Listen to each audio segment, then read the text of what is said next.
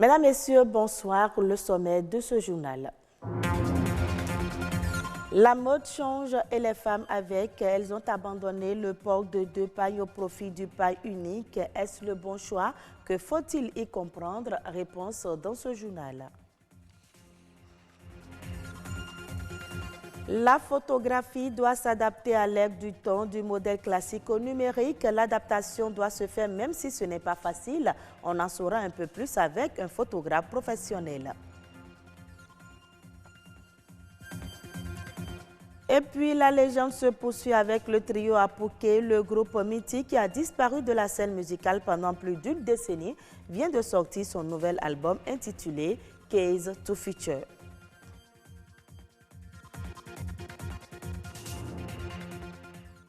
Autrefois, c'était un signe distinctif de la femme mariée ou fiancée, mais force est de constater que le port de 2 pailles superposées disparaît au profit du paille unique.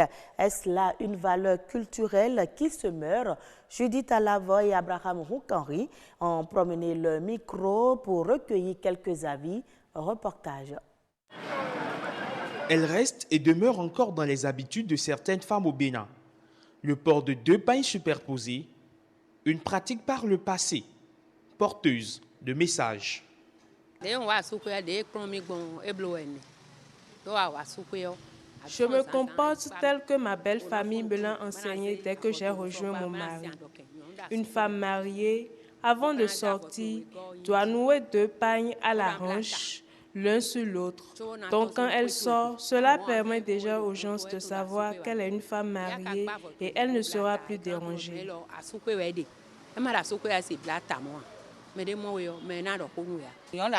Une femme au foyer doit nouer 2 pailles pour sortir, ce qui permet de la différencier d'une femme célibataire. Quand elle se met en un seul paille dehors, les hommes vont toujours penser qu'elle est un cœur à prendre, ce qui n'est pas toujours bien.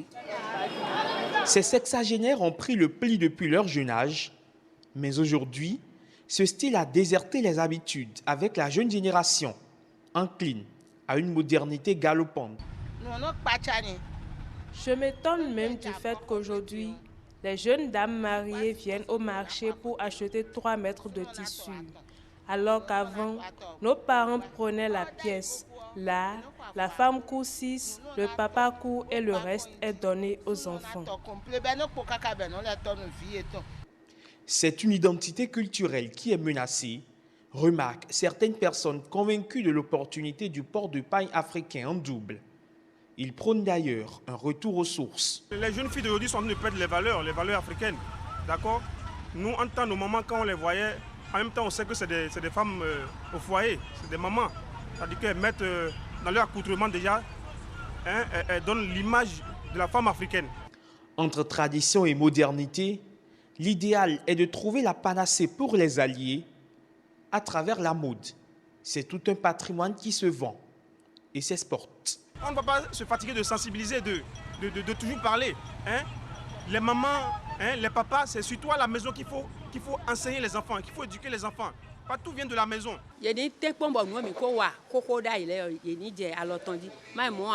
On doit tout faire pour revenir aux anciennes habitudes que nous ont laissées nos grands-parents. Les jeunes dames d'aujourd'hui doivent se conformer aux règles pour qu'on sache leur donner de la valeur.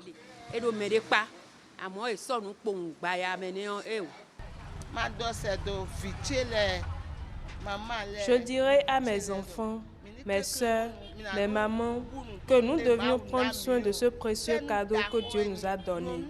La femme est sacrée.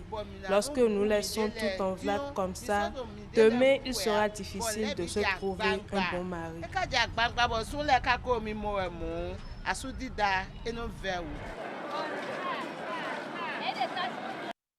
Aujourd'hui, l'évolution du numérique met-il en danger le métier de la photographie? Difficile de le dire si tant est que le métier continue de nourrir son homme. Du modèle classique au numérique, la réadaptation n'est pas chose aisée pour le professionnel du métier. Qu'est-ce que la photographie et quelles sont les aptitudes requises pour s'aventurer dans ce domaine? Dario Tossou est un photographe professionnel. Il est au micro de Lazare Miga et Mathieu Sokenou. La photographie, à mon sens, comme j'ai l'habitude de le dire, c'est l'art d'écrire la poésie avec la lumière. Et je captive les âmes avec le style de photographie que je fais. Et on est passé d'une vingtaine de photographes à près de 350 aujourd'hui, minimum à Cotonou. Donc je pense que la photographie numérique se porte très très très bien. Avec le temps, ça a évolué. Certains se sont réadaptés par des formations de recyclage, etc. Certains ont recruté des gens qui travaillent pour eux pour pouvoir continuer à exercer leur métier. Et il y a certains qui n'ont pas du tout pu se réadapter. Si quelqu'un veut rentrer dans le métier, il doit savoir comment ça marche. Il faut être très professionnel. Déjà sur le plan technique, savoir comment le matériel qu'on a à sa disponibilité, comment ça marche, comment ça fonctionne. C'est la base. Donc si vous maîtrisez votre appareil, je pense que déjà rien ne pourra vous tromper parce que vous allez arriver forcément à donner le meilleur des rendus possibles. Ça c'est un. De deux, rester professionnel oblige le photographe à avoir des contrats de travail. C'est-à-dire qu'il doit avoir un accord écrit entre le client et le photographe pour ne pas avoir des problèmes après. Vous vous entendez sur quelque chose et à la fin, le client dit non, je veux mieux, je veux autre chose, je veux plus de photos, je veux plus de temps, etc., etc. Donc il faut déjà prendre cette disposition-là, avoir des contrats écrits avec les clients. Au-delà de ça, il faut beaucoup d'humilité pour faire ce travail et vraiment beaucoup d'humilité. Après, il y a aussi la patience qu'il faut avoir avec le client parce que tous les clients ne fonctionnent pas de la même manière, ne réagissent pas de la même manière devant la caméra.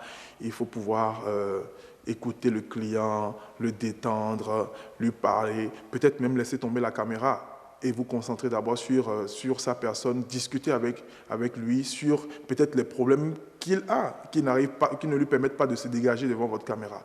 Il y a plein de paramètres. Il faut pouvoir étudier la personne qui est devant vous, parce que devant la caméra, il y a différentes personnes.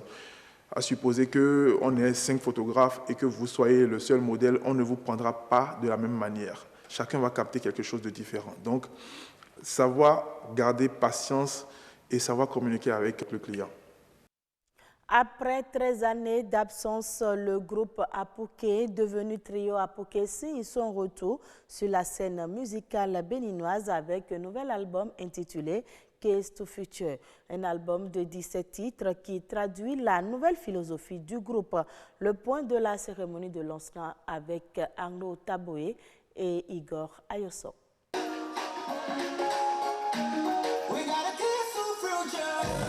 Keys to Future, c'est le nom de ce nouvel album qui marque le retour sur la scène musicale du trio Apouké. Un ensemble de richesses puisées des traditions africaines pour être la clé du futur. Nous pensons que les traditions africaines sont des condensés de sciences qui contiennent des clés pour la science du futur. C'est-à-dire que dans le futur, les Africains auront à vendre leur science au monde entier, auront à découvrir des choses plus facilement parce que leurs ancêtres faisaient ça déjà. Voilà le contenu, voilà le résumé de cet album Keys to Future. 17 titres déballés devant un public admirateur qui traduisent toute la philosophie du groupe. Une nouvelle façon de voir qui appelle à la prise de conscience et au retour aux valeurs ancestrales. Nous constatons que si la Chine a évolué aujourd'hui, c'est parce que la Chine est repartie derrière pour aller puiser dans ses traditions. Nous revenons avec ce message-là qu'il y a quelque chose dans les traditions de nos ancêtres. Si c'est là jusqu'aujourd'hui, c'est parce qu'il y a de la technologie, il y a du savoir. Parce qu'on constate que ce sont des faits et qui produisent des résultats. Immédiatement, on doit considérer que c'est de la science. Après 13 années de disette, cet album est une variété de thématiques et de rythmes, avec à la clé un nouveau concept, celui de l'espoir en toutes circonstances. Ceux qui croient qu'on est vieux, qu'on ne peut plus chanter, on leur répond nous. Ceux qui sont en situation difficile, pour des raisons politiques, commerciales, économiques, je ne sais pas quoi, tout ce que vous voulez professionnel, et qui sont, je vais dire, déchargés. Ils n'ont plus assez d'énergie pour avancer. On leur dit nous. faire face à la réalité, parce qu'il y a toujours une chance de bien faire.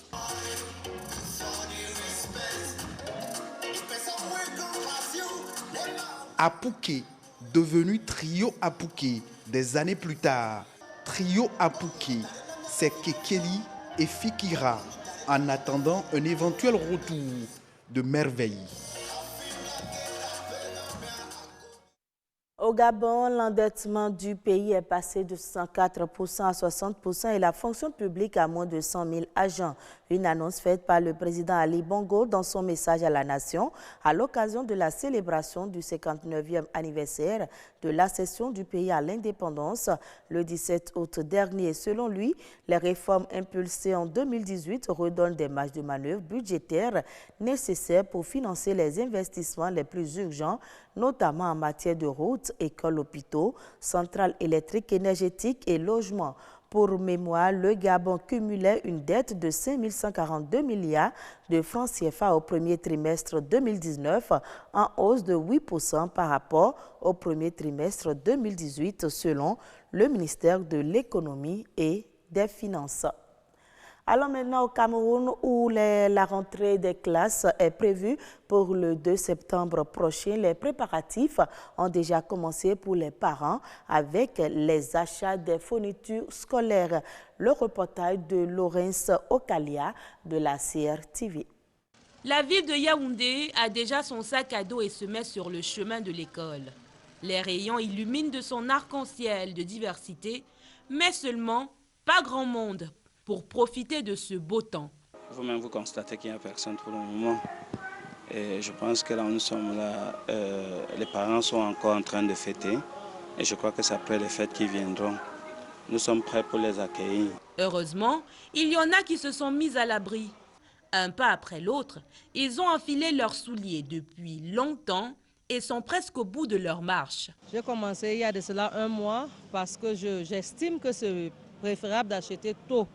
Tu vas économiser plus et tu as le temps de chercher ce que tu veux. D'autres parents sont carrément retournés à l'école. Exercice du jour, résoudre une équation à n chiffres et n lettres. Adeline est venue en repérage pour chercher l'inconnu, le prix. Je suis venue ici pour m'enquérir des prix et faire un espace de comparaison avec les autres boutiques et décider d'où est-ce que je ferai mes achats. Ensemble presque vide, d'après les calculs de certains. Ce n'est qu'à la fin du mois qu'ils comptent rendre les copies. Je compte compléter à la fin du mois, c'est-à-dire vers début septembre. C'est vrai que la rentrée sera le 2 septembre, donc la dernière semaine du mois d'août plus précisément. Je compte commencer par les livres. En attendant la fameuse fin du mois, la cité capitale, elle, a déjà fait ses devoirs pour assurer de belles rentrées scolaires. Voilà qui vient mettre un terme à ce journal. Très bonne suite de nos programmes.